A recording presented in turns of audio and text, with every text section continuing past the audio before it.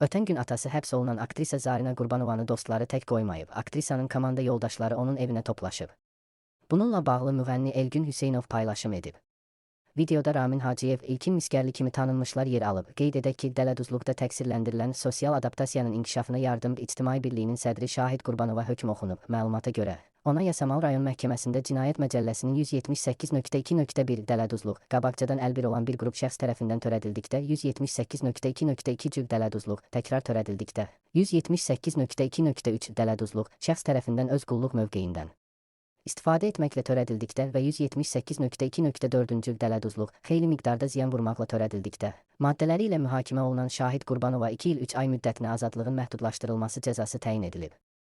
İş materiallarından məlum olur ki, Şahid Qurbanov bir neçə nəfərə qarşı dələduzluq əməli törədib. O, Qasımov Elxan Ələddin oğlunun Fövqəladə Hallar Nazirliyinə işə düzəltmə məqsədi ilə 10.000 manat pulunu ələ keçirib. Məmmədov İlham İslam oğlundan 9.000 manat, Akifli Akif Rəhim oğlundan isə 14.900 manat alaraq işə düzəldəcəyini və onları mənzillə təmin edəcəyini vəd edərək müxtəlif məbləğlərdə ziyan vurub.